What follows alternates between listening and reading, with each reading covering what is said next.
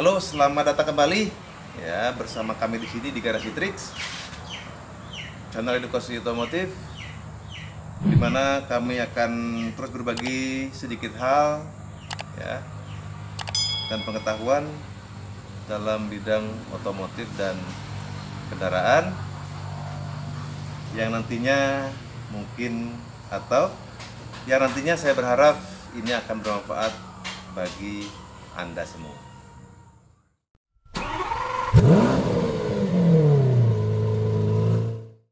Oke, untuk konten kali ini ya saya ingin membahas yang kebetulan juga sedang kami tangani ya, kerusakan sebuah kendaraan atau unit kendaraan yang cukup fatal, yaitu patahnya toraks atau stang piston, atau juga dinamakan connecting rod. Nah, bentar, satu komponen ini ya patahnya jadi 3 bagian. Bentar, tak carikan dulu soalnya jatuh ini. Ini sangat jarang terjadi sampai patah kayak gini ya, sampai patah 3 bagian kayak gini.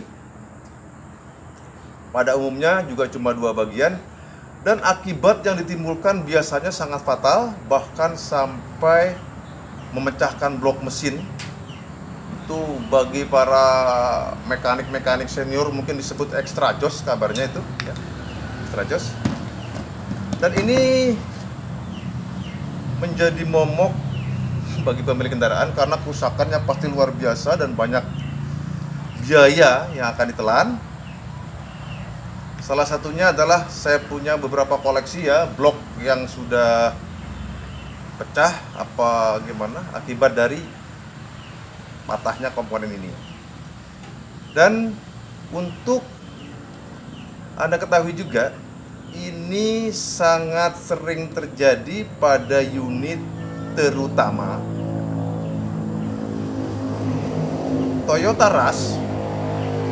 Toyota Rush tahun produksi mungkin dari awal sampai tahun 2012. Terus Avanza 15 atau Avanza Veloz,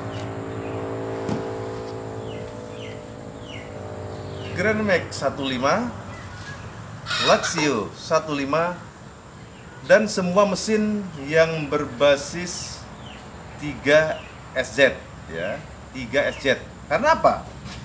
Karena pada mesin ini setang piston atau toraks atau connecting rod ini lebih panjang dibandingkan dengan mesin Avanza 13, di mana basic bloknya adalah K3 dengan jumlah cc 1300. Kenapa? Karena ininya lebih pendek, mereka lebih pendek. Akibatnya ini juga lebih tahan. Sementara untuk 15 stangnya lebih panjang. Jadi dari sisi kekuatan dia mungkin agak berkurang, makanya kasusnya banyak terjadi pada unit-unit yang saya sebutkan tadi. Ya. Dengan komponen pistonnya sama, tetapi dengan sisi yang berbeda. Korbannya adalah ini.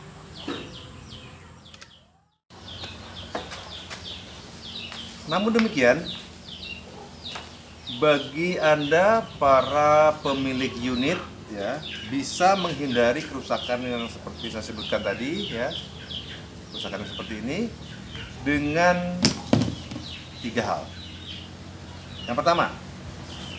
Yang pertama adalah menjaga kualitas oli ya, oli pelumas. Satunya oli pelumas.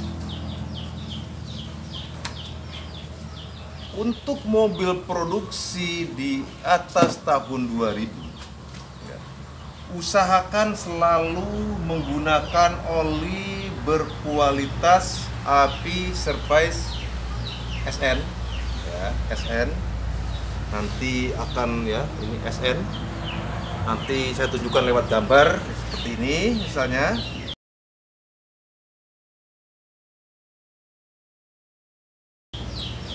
Mengapa?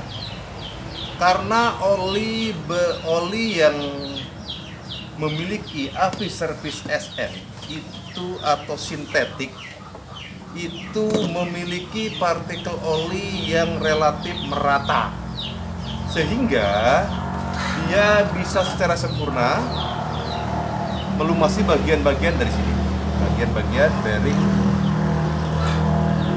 mesin ya, bearing metal connecting rod apa lain sebagainya, barang komponen yang mengandung dan memakai komponen ini. Beda dan lain hal dengan oli yang berkualitas di bawahnya ya, berkualitas di bawahnya seperti SL apa dan bawahnya, itu partikelnya masih cenderung tidak merata, ada yang kecil, besar dan lain sebagainya. Mengapa demikian? Karena celah di mesin Anda itu semua untuk mesin-mesin yang produksi terbaru itu cenderung lebih sempit,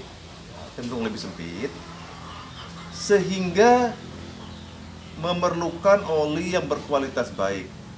Ya. Bagaimana andai celah ini misalnya terdiri dari 8 mikron ukuran, sedangkan partikel olinya mungkin ada 9, 10, 11 dan lebih bahkan, otomatis dia tidak bisa melumasi dia dengan baik.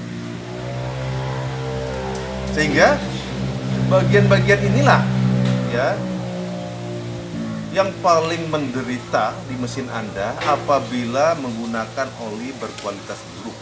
Meskipun pada kasus ini sebenarnya penyebabnya bukanlah oli ya, melainkan bahan bakar. Kenapa bahan bakar? Ya, karena apabila penyebabnya oli, bagian sini akan terjadi kerusakan, ya, sedangkan pada kasus ini dalam keadaan baik-baik saja. Berarti kerusakan ini bukanlah disebabkan oleh oli, dan sangat beruntung ya. Sangat beruntung pemiliknya hanya mengalami kerusakan pada ini dan tidak menyebabkan pecahnya blok mesin yang seperti ada di belakang saya ini. Dan itulah mengapa Anda harus menggunakan atau dianjurkan menggunakan oli dengan kualitas AVI Service SN, karena kualitasnya memang direkomendasikan untuk unit-unit Anda yang sudah berteknologi BPTI, IVTEC atau multi point injection ya. Itu diketahui. Dan kerusakan yang kedua, penyebab ini menjadi bengkok, ini sesuai pengalaman dari beberapa unit mobil, bahkan puluhan mesin yang sudah saya tangani. Salah satunya adalah ini yang kedua, yaitu yang kedua kualitas BBM. Nah, pada kasus ini diagnosa yang saya temukan penyebabnya adalah kualitas BBM yang kotor. Kenapa demikian? Karena BBM yang kotor telah mengganjal komponen yang bernama nozzle injector.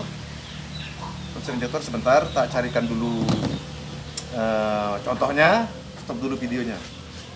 Nah, pada kasus yang ini, yang kejadian kali ini, itu diagnosa adalah disebabkan oleh macetnya injektor. Gak usah di zoom, tak dekatkan aja.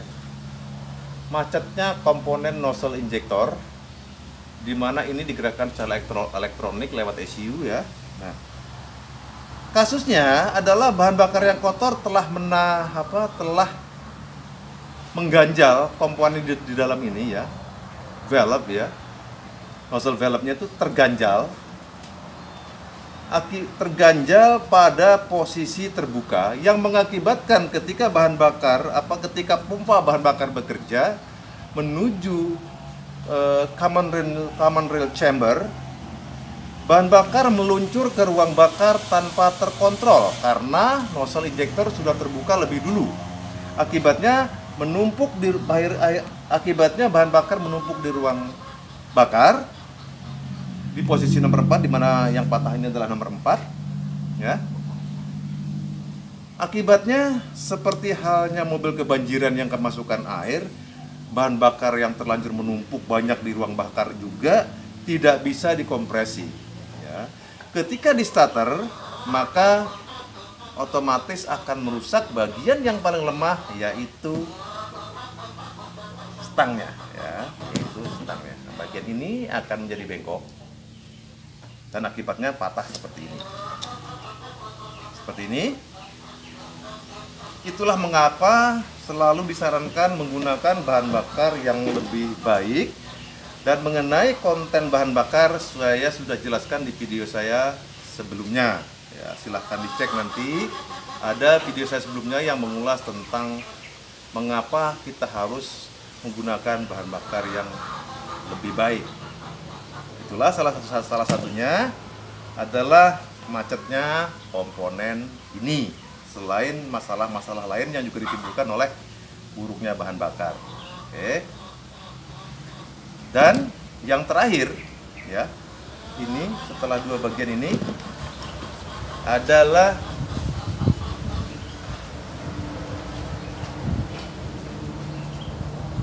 kualitas air radiator, ya. Kualitas air radiator.